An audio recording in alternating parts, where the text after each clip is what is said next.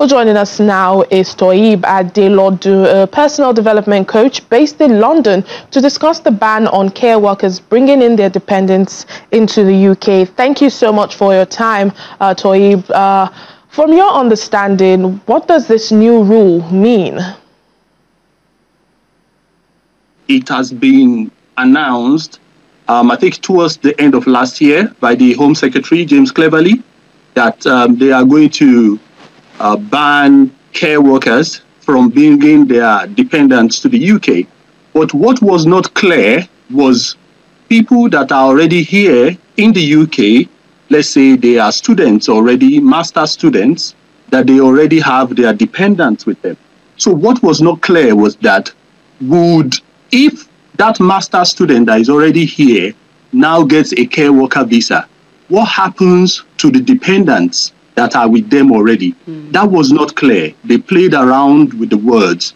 But yesterday it was released very clearly that if you are a master student here and you have your dependents here already, if you move into this category of care workers and senior care workers, your dependents will not be allowed to stay with you on that visa.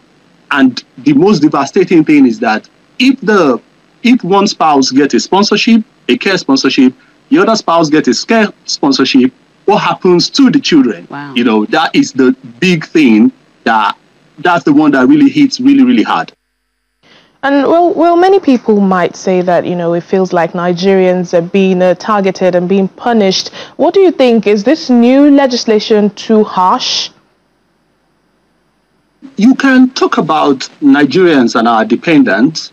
And one thing we have to look in this case is that a lot of people coming to do their masters, most of them are married. You know, they are coming to do their masters, they are coming to do their PhD, they've got family. When you're going through an intensive course like that, you want your family around you. And it was the law. They were allowed to do that legally. And when they stopped that January this year, nobody has questioned the government. You know, we have carried on as it is. But in this case, there is a huge demand in the healthcare sector, which a lot of people that have moved here have been filling up. So for you to say people that are coming in to look after the elderly, to look after, people here in the UK, elderly people, young children, in mental health as well. If you say people that are doing such very, very important work for your economy are not allowed to have their family with them, that is definitely too harsh. And again, we are not the highest amount of, per country. We have India in front of us, you know, in terms of the numbers of visas issued. If you look at the data over the last 2 years, and rightly so, India has more population than Nigeria.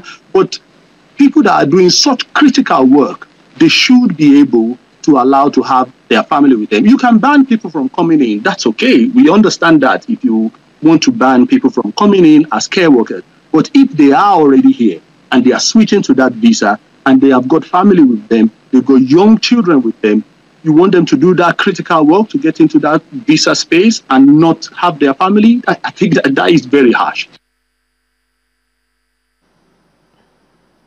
And finally, what advice, do you have for those feeling anxious right now? I mean, they had plans of traveling to the UK for work, but wanted to bring their children along with them, I mean, for obvious reasons. There are two ways to split that advice. I think, as you rightly said, the first one is from the government side.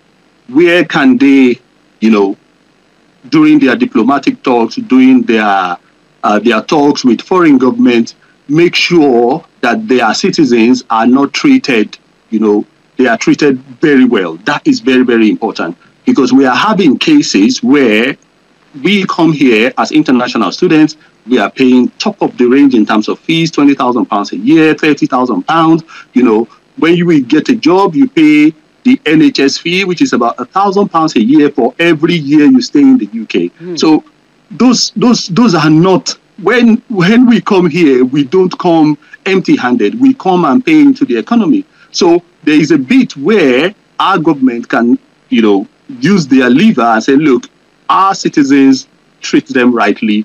give them every support that they need, and there are other things that they can talk about, the type of visa, so many other ways that the government can use their stand to help. And particularly now, with a lot of international students, I'm heading to Sunderland today and speaking to students as well, there is a lot of support that we can give these people that have moved here to better their life, some in terms of exchange rates, some in terms of just supporting them through all these things that are happening, the way things are changing with laws here in the UK. And then lastly, for individuals, individuals that are trying to get sponsorship or move, one thing we must understand is that there are other areas that are not just care and senior care workers. In the health and social care visa, there are lots of job codes there that are different from these two categories.